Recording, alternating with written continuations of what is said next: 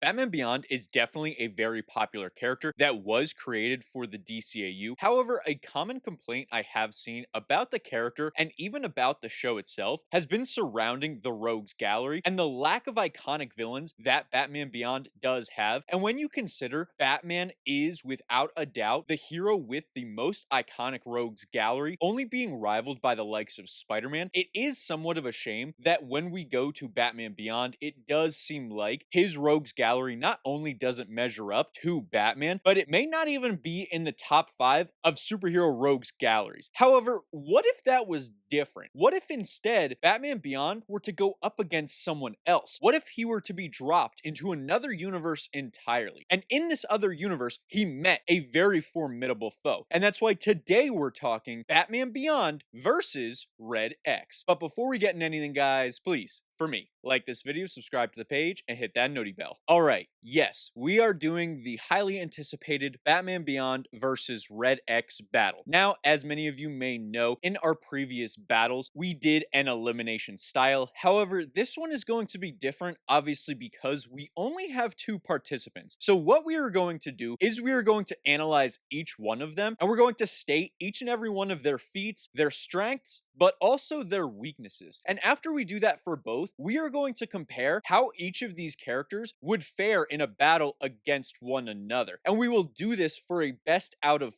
10 to determine if these characters were to meet 10 times, who would win the majority of those meetings. So, with all those rules out of the way, let's get right into it. So first and foremost, we have to look at Batman Beyond. So for him, we're going to look at everything that happened in the series. However, we are going to exclude anything we saw of him in Justice League Unlimited, as it is very hard to scale that version of Batman, as all we really know about him is he's revealed to be a clone, and he fights a version of the Joker gang from Return of the Joker that has been amped up. However, he does this with a team, and as I mentioned before, it is very hard to scale him because we do not get much of anything from him in Justice League. So with all that out of the way, let's get into it. So right off the bat, Terry McGinnis does go up against some fairly formidable foes, one of which being Blight. However, I feel like he also gets a knock in this fight because he doesn't even really beat him in combat, and by the end of it, Blight disappears. And yes, I know he never returns until a tie-in comic later on, so the in-universe answer is that he did survive and he was just able to get away. However, either way, he still is not defeated by Batman. One of his really impressive feats, though, is he does go up against someone who is infected with Bane's venom. Now, I know he doesn't have the formal training Bane has. However, you could argue that this version of the Bane-esque character is actually stronger than Bane ever was, because in this iteration, instead of having venom directly pumped into you, they put it onto something that is called slappers. And not only can you use this whenever you want, and you don't have the fatal flaw of a giant protrusion sticking out of you with the venom coursing through you, which was how Batman was able to defeat Bane so often. Instead, these are stuck directly to you. So apart from literally peeling them off of your skin, it is very difficult to undo the effects of venom. So that means you have to defeat this person in combat. And not only that, it seems there is no real overdose limit, at least to an extent. With the original Venom formula, if Bane got too much pumped into him, he immediately would become incapacitated. This is how Batman was able to defeat him the first time in Batman the Animated Series. However, with this, we see the villain slap multiple of these onto himself, and all it does is continuously increase his strength. Now, yes, by the end of it, after his fight with Batman ends, once he comes down, that is when the effects of the venom truly kick in and he is incapacitated. However, this does not happen until he is defeated by Batman. And Batman being able to go up against this strong of a foe is definitely a pretty crazy feat for him. And not only that, we have to analyze the benefits this Batman has. You see, he is not just walking around in an ordinary bat suit. He has essentially a cybernetic bat suit, one that has so much circuitry within it that it can do so much. One of those things is fly. he has the power of flight. Not only can he glide, but he actually can propel himself by activating jets in his boots. And not only that, this does amplify his strength times 10, and he can also turn invisible. Now, there are a couple other gadgets that go along with this suit. However, a lot of those are more about gathering information versus actually in battle. I would say the only other application from this suit that could be used during battle would be when he is able to shoot out multiple batarangs when he closes his fist and they just fire out of his forearms, which is definitely awesome and a lot more handy than having to take out a batarang and actually throw it. But all that being said, that is essentially all we have for the benefits of his bat suit. And as far as the limitations of that bat suit, it is waterproof. Nothing there is going to affect it. We've seen him be electrocuted multiple times, and it doesn't seem to really do anything to the suit, depending on the degree he is electrocuted. I believe the most we've ever seen is his vision gets a little staticky. However, it returns very, very quickly. So I won't really put that as a limitation, not only because Red X really doesn't use any type of electrical based attacks aside from one time, and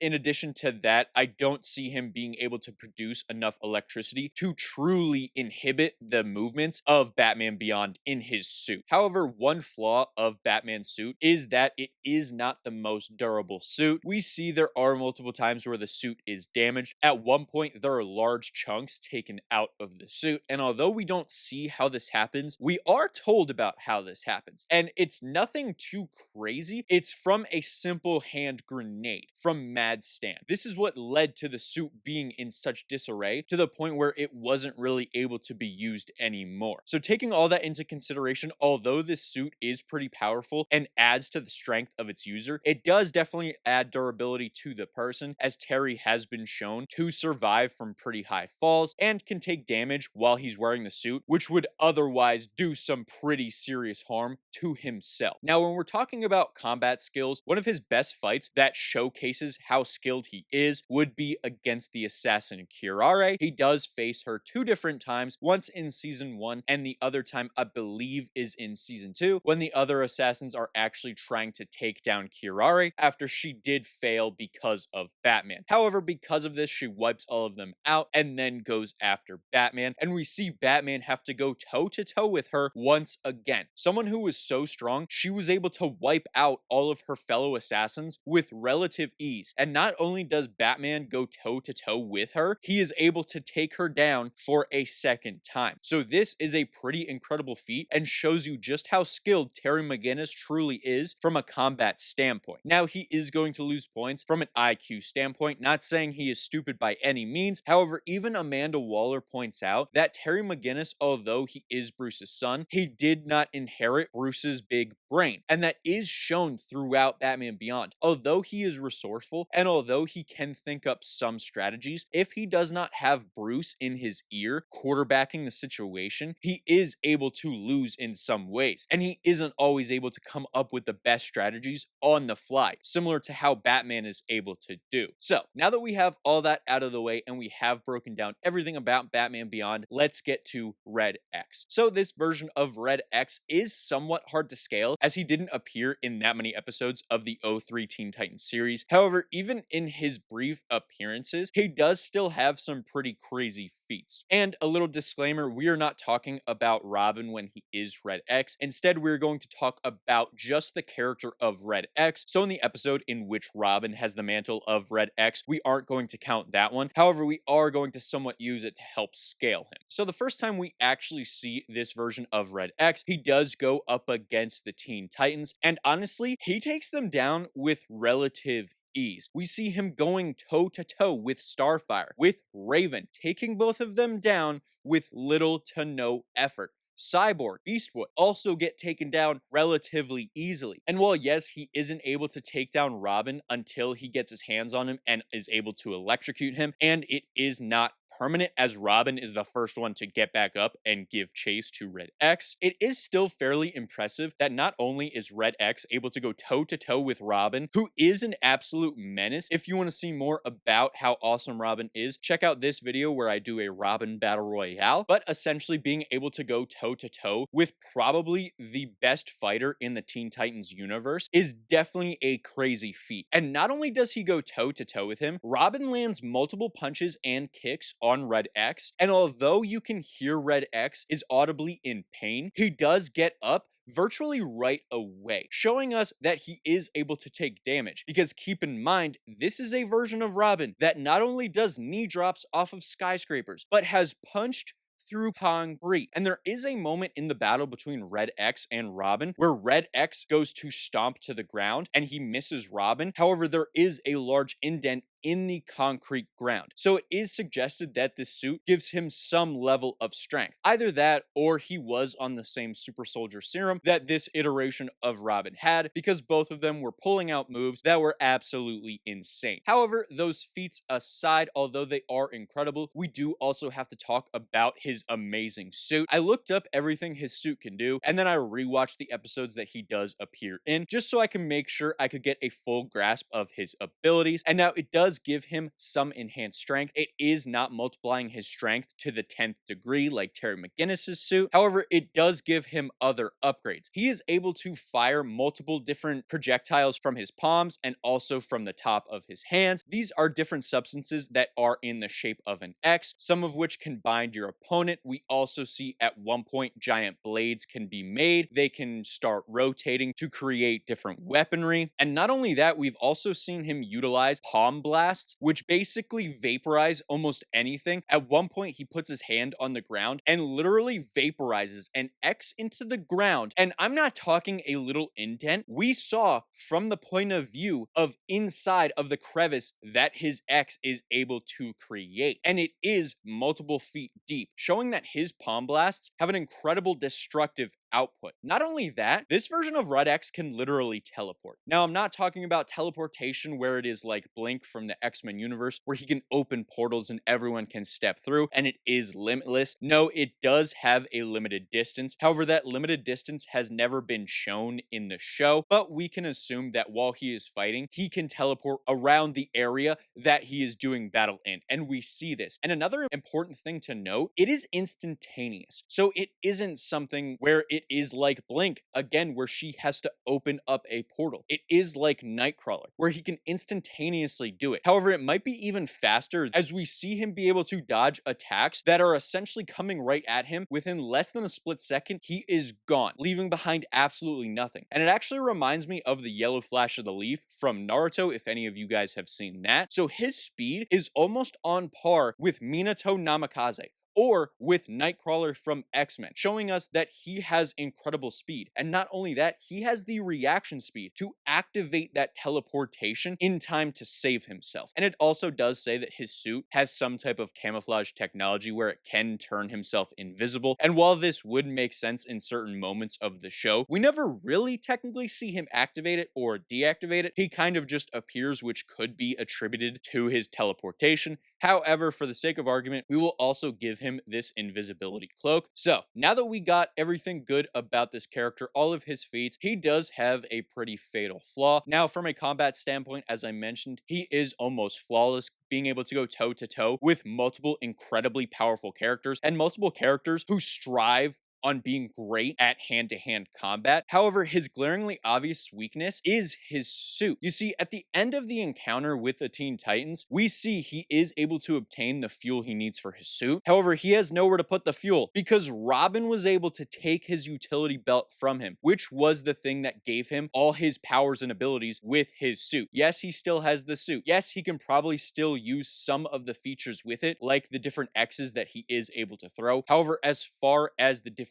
beams, the things that were able to split the ground, and most importantly, his teleportation would be off the table. However, it is important to note the person who did this was Robin, and the person who built the suit was also Robin. So it stands to reason that in a hypothetical battle between Batman Beyond and Red X, Terry McGinnis probably wouldn't think to go right for the belt, as in this fight, he doesn't have Bruce Wayne in his ear. So this would be strictly Terry McGinnis. Now, could I see a scenario in which if Red X is shown to multiple times be pressing his belt to activate different parts of his suit, Terry eventually could notice this and try to take out the belt. However, as this would take time for him to notice, analyze, and realize, and not only all of that, put it into practice, this would be pretty far into their fight. So Red X could already have enough of an upper hand. So with all that being said, some of the things I do not think will come into play. I don't think any of Terry's flight will come into play. I think this battle will take place on the ground. Another thing that will not come into play is going to be the invisibility for Red X, because we have seen that Terry McGinnis's suit does have the ability to see through different cloaking mechanisms. So it is more likely than not that Terry would be able to utilize this vision and be able to see Red X. However, the same cannot be said for Red X, as he is never shown to have the ability to see people with a cloaking device. So Terry's invisibility would inherently work. However, would it work enough to be able to take down Red X with a surprise attack? I would say no, as Terry's strongest punch and kick has not been shown to do more damage than one of Robin's punches or kicks. And seeing as how those weren't able to knock out Red X in one shot, I do not believe Terry would be able to one-shot Red X either. And after the first punch, Red X could very easily instantaneously teleport away in order to gain some distance between him and Batman Beyond, and then he could take the fight to him with his myriad of different weapons. So with all that being said, I do believe that from a tech standpoint, from an IQ standpoint, and from an overall battle skill standpoint, the person that would no doubt come out on top more times than not in this battle would be Red X. Although I love Terry McGinnis, I just feel like he doesn't really have the ability to cope with all of the different things that Red X's suit is able to do in the Teen Titans universe. However, that being said, I do not think Red X wins all 10 battles. I think it is more Red X wins 7 battles and Terry would win 3. Those 3 wins states would likely be if Terry were to deduce how Red X's suit is able to function, turn on his cloaking device, and then instead of going for a knockout blow, he instead targets the belt, slices the belt off, and then Red X would not be able to instantaneously teleport away in this moment, as that function is tied to the belt, and in this moment he would be taken down by Batman Beyond. However, that's really the only win state I see for Terry in this situation. But I'm interested to hear from all of you. Do you agree with my take on this, or do you think I'm completely wrong and Terry actually takes this battle? And if there are any other battles you'd like to see, let me know in the comments below. And while you guys are down there, please, for me, like this video, subscribe to the page, and hit that noti bell. And I'll see all of you in the next video. Goodbye.